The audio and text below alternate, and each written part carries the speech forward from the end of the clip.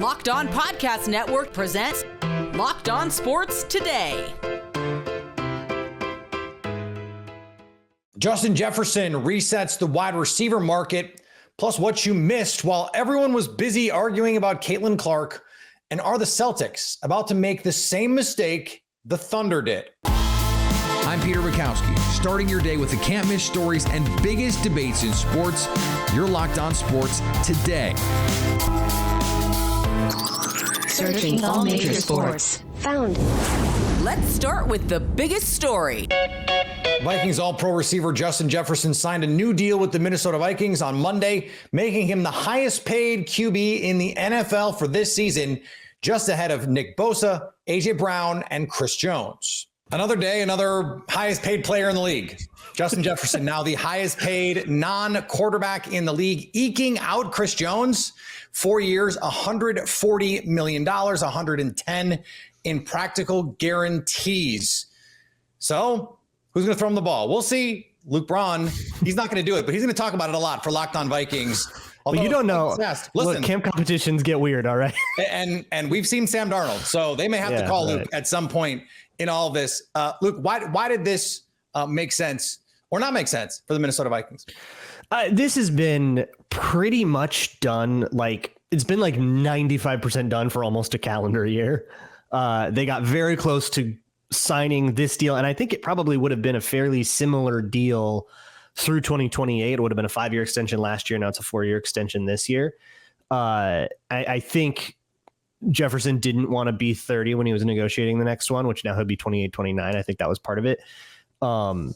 But this has been in the works, very close to done, functionally agreed to for a long time. And then the cap went up more than we expected. The numbers had to be reworked a little bit. And essentially after the draft, they got to that process. And then it's been very done for a while. And they were just kind of waiting for a good time to announce it and to really finalize it. So it took a little bit longer than I think fans expected because they got so close last year. You got a Schefter tweet that was like, oh, they didn't get an extension done. And I think people started to think that meant that they wouldn't get an extension done, but that was never the case. There was never any idea of trading him. That would have been I don't think Kwesi would have been let out of the building with all of his limbs attached if he let Justin Jefferson go somewhere else. Yeah, and I think that's the part of it that is most interesting to me, Luke, because we're talking about $26 million more in guaranteed money than any other receiver was getting. And I hear people say, well, you have to pay him. You have to do the thing. And so I want to know from your standpoint, was there a number at which you go, I don't know if we can do this? You could arbitrarily say, what about $100 million a year? And you say, okay, well, no, not to that. But I think we've hit the maximum of what it even makes sense to ask for, mainly because of that guarantee number, not the 110, but the 89 fully guaranteed at signing, just edges out Nick Bosa's. And that's what he wanted. He wanted it to be the highest guarantees ever for a non-quarterback. That's what the agent wanted. That's what Jefferson wanted. And the Vikings were willing to grant him that. So everybody got what they wanted here. So you could say 45 million or something like that, but I don't think that there would be a realistic world where the limit was ever going to be on the table. It was just about figuring out how to get the guarantee structures, how to put together the weird option bonus they have next year that sort of prorates in a certain way, but doesn't have to. The flexibility that Kwesi wanted in the contract, finding a way to do that without compromising any security, I think was the chief problem they were looking at solving, and kind of what took long, which is details on the margins. Ultimately, the number had been agreed to for a while. The reason I ask is because it struck me as a choice that the Vikings made. They chose Justin Jefferson over Kirk Cousins, believing that one was more valuable over the course of the next contract than the other. Am I right? Am I wrong? If that is the case, so how do you feel about it? I mean, that's the decision I would have made if given that choice, given that ultimatum. I think if they really wanted to, they had ways. Rob Brzezinski has made harder things work on the cap. So they probably had ways to make that work. And because Kirk Cousins is not a long-term proposition anymore, just because he's getting older, you can sort of stretch it for a couple more years, and then the real Justin Jefferson money would kick in once Kirk's out of the building, and now they can be a little bit more proactive about that. But I mean, Jefferson's first 2 years of cap hit are like $9 million than $13 million, which is it's not the 35 average a year. His real money doesn't kick in until 2026 anyways. So that would have worked out fine. Now you got some rollover cap. It's easier. That's always nice. You get the rookie QB contract thing.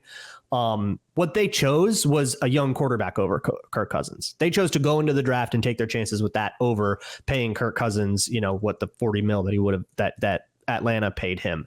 And I think ultimately the way everything worked out with the offseason, now they have the offense that they're going to have for the next 4 years pretty much locked up with, Darrisaw is the only one that he's going to get his extension next year. The left tackle, Brian O'Neill, they've got 3 years of him.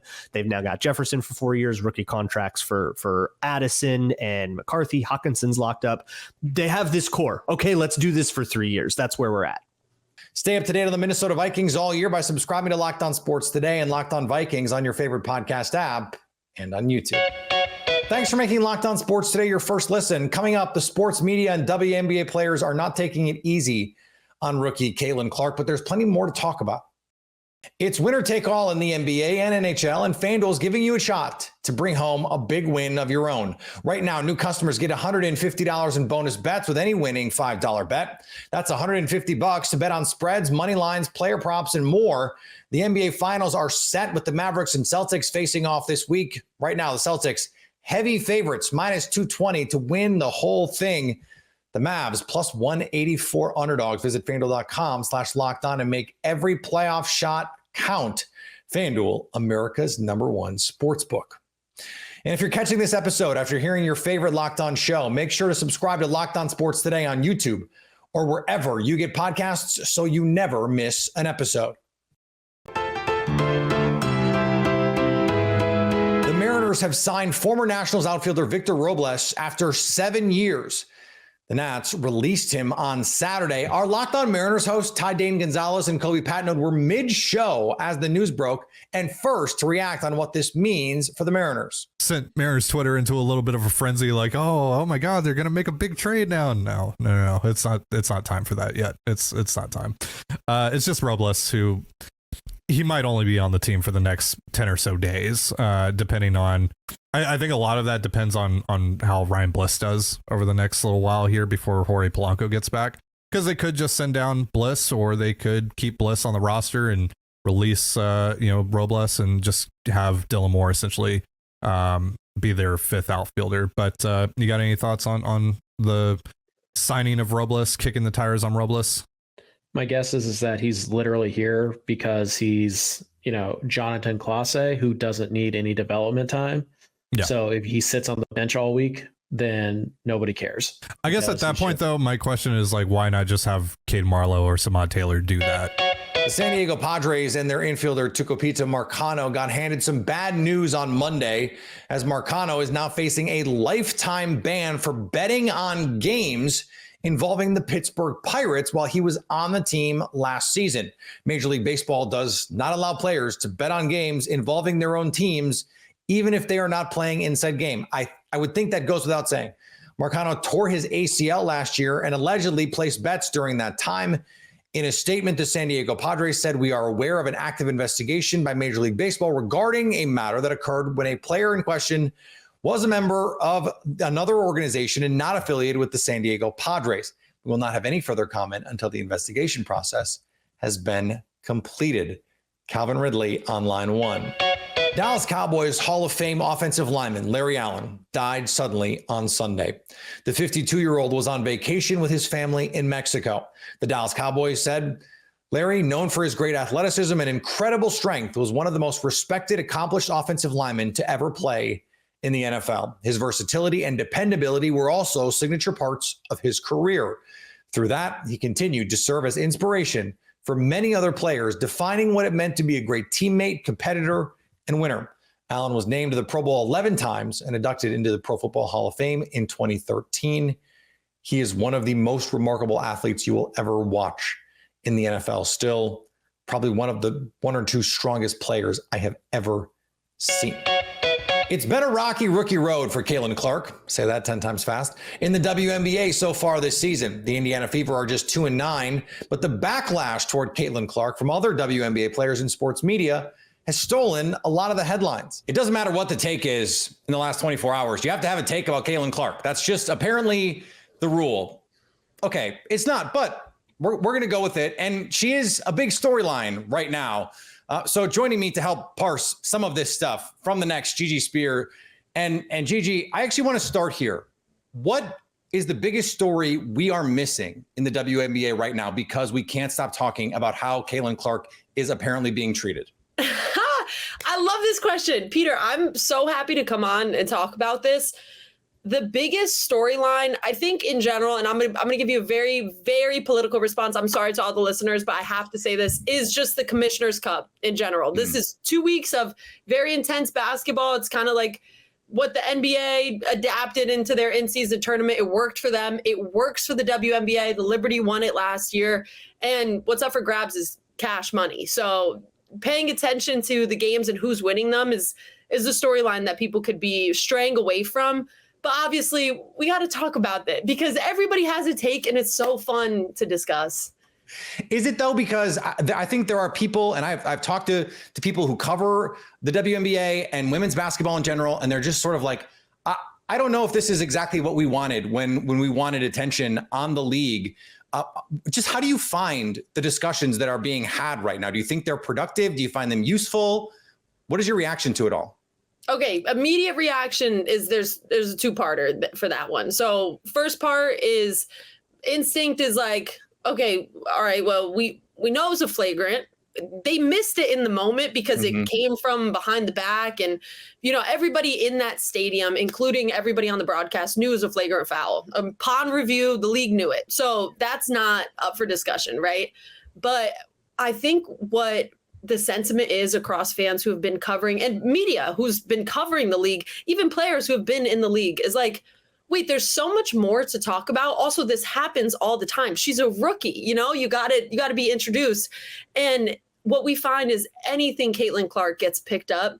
But I think the way people are taking it to a certain extreme where it's like getting to the protect our girls mentality, it's too much. It's too much. She'll handle her own. And I think that I know that mostly because that's what she says. She's like, I'm prepped for this. I've played with guys growing up. I played with my brothers. Also, I experienced the same exact thing in college when I was a little bit weaker. Now I have more muscle. So of course they're going to come for me. I'm frail. She even used the word frail. So 100%, I get the disagreement from people who are like, wait, why'd they miss that the first time? And was it intentional and has it been intentional the entire season? Overly so. I get that. But for people who have been here, you're so right. It's just kind of tired. Anything Caitlin Clark is tired, but it is a rising tide does raise all ships. So it's nice to have eyes on the league. So that's the part that's interesting to me, Gigi, because I talked about this on the show yesterday. I feel like there is and this is true, not just about Caitlin Clark. There's a sisterhood in the W. We want to protect each other because they're trying to grow this thing. They are protective of the league and of each other. And so people don't want to come out and say, yeah, this hype is a little too much. Like we're not really into this, unless you're Diana Taurasi, who just is always going to say what's on her mind. God bless Diana Taurasi.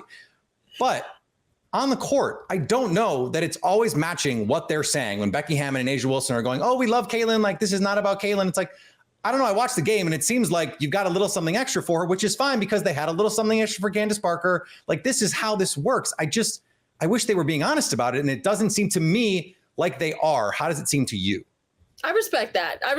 I get what you're saying. And I think it just brings in that idea, the conversation of just being a competitor too. Like you have people, it's pretty much going to be a nationally televised game. It's going to be a packed house when Caitlin's there. So people are showing up, not just because they want to be playing dog-like against Caitlin and, introduce her to the league. It's also, there's a lot of eyes. And so Carter's getting in a lot more conversations than she has been in the past, although she's a great player. Don't get me wrong. But this is more of a spotlight than she's had. And it brings me to another player that you mentioned great ones. You mentioned Becky Hammon. I want to mention Sabrina Ionescu, who kind of also got roughed up as a rookie coming in 2020. Now with the Liberty, she's found her stride. They competed going the distance last year. she has an extra dog mentality when she knows that she's going up someone that she's in conversations with. They both shoot the three well, right? So watching Sabrina play, you know that she's playing a little bit harder. She's locking into that Mamba mentality she could have.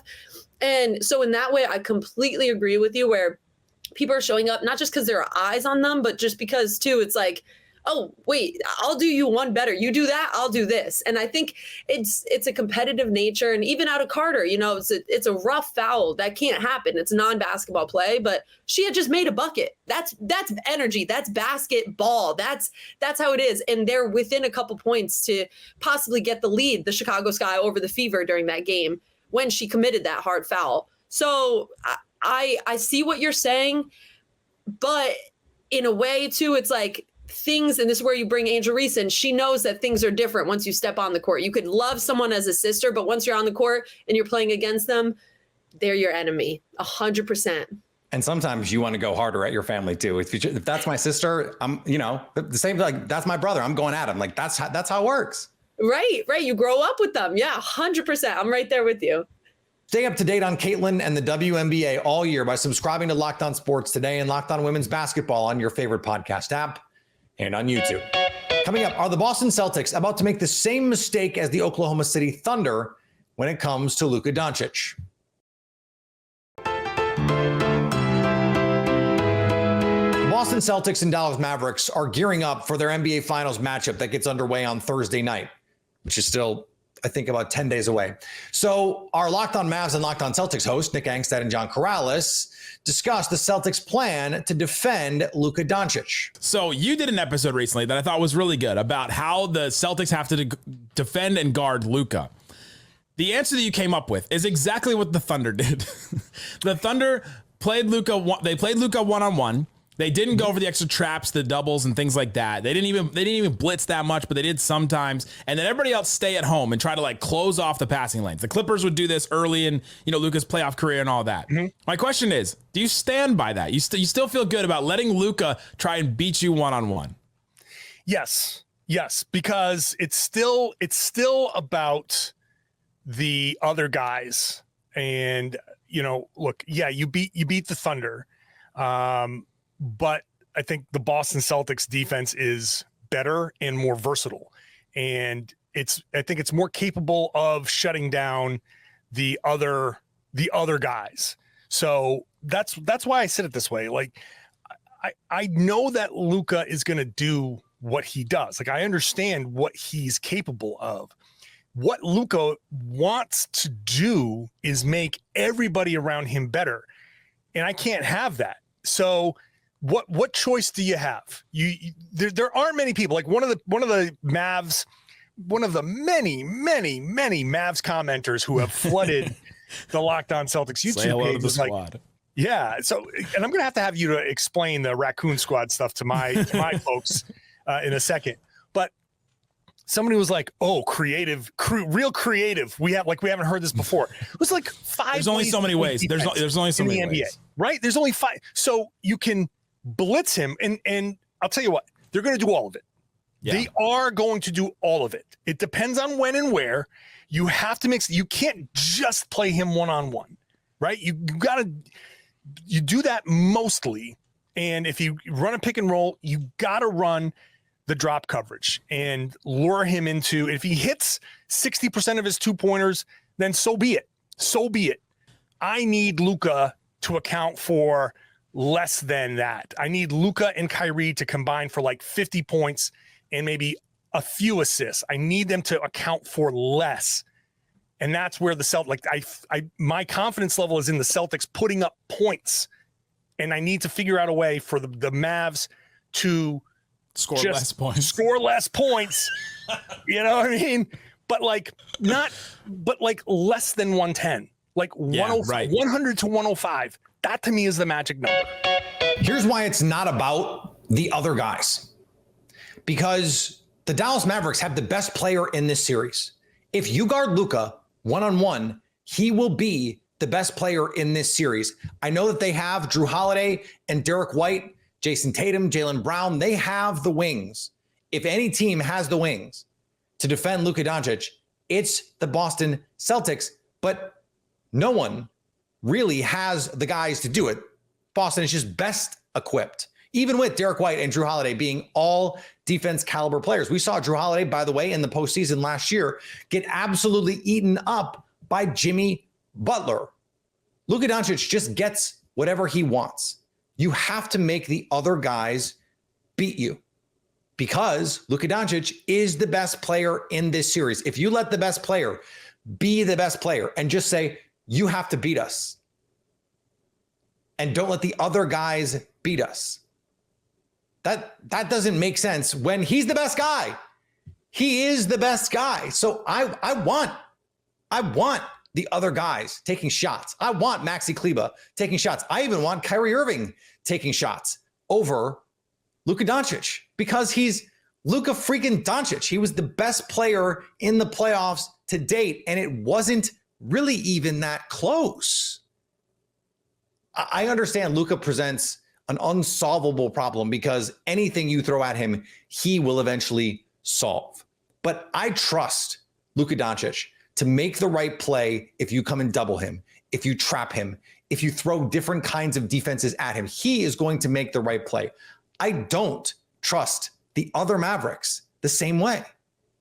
And what you have to do is trust your defense to say, we can scramble. We have the guys to scramble and switch and scram and do all the things that you have to do to make an aggressive defense on Luka Doncic in particular work. You can't let Luka be Luka. You have to make everyone else beat you, because if you let Luka be Luka, ask the Oklahoma City Thunder, the best team in the West all year, what that looks like. And a team with the wings, theoretically, to create problems for Luka Doncic. They didn't, even with Luka not at 100%. And finally, Chicago Sky rookie and former LSU star Angel Reese met with the media alongside teammate Kennedy Carter as they discussed Carter's foul on Caitlin Clark. Reese wanted to make sure one thing was clear. I think so many people are watching women's basketball right now. It all started from the national championship game, and I've been dealing with this for 2 years now. And understanding, like, yeah, negative things have probably been said about me, but honestly, I'll take that because look where women's basketball is. People are talking about women's basketball, but you never would think that we'd be talking about women's basketball. People are pulling up to games. We got celebrities coming to games, sold out arenas, like just because of one single game. And just looking at that, like, I'll take that role. I'll take the bad guy role, and I'll continue to take that on and be that for my teammates. And if I want to be that, and I know I'll go down in history, I'll look back in 20 years and be like, yeah, the reason why we watching women's basketball is not just because of one person. It's because of me too, and I want y'all to realize that. Like, it's not just because of one person. A lot of us have done so much for this game, and Kennedy has been here before, obviously, but there are so many great players in this league that have deserved this for a really, really long time, and luckily, it's coming now. Just remember, it's not a lie if you believe it. If you're catching this episode after hearing your favorite Locked On show, make sure to subscribe to Locked On Sports Today on YouTube or wherever you get your podcasts so you never miss an episode. Also, if you're a new subscriber to Lost, we are here for you every day with the biggest stories in sports, the can't miss analysis, opinions and news, everything you need every single weekday. Coming up, now that Justin Jefferson signed his mega deal, who's the next receiver that's going to cash in? So at least until tomorrow, stay locked on sports today. Locked On Podcast Network presents Locked On Sports Today. For more episodes of Locked On Sports Today, go to our video on demand. Click on sports at the top of your screen. There, you'll find past episodes of Locked On Sports Today, plus other Locked On shows on demand.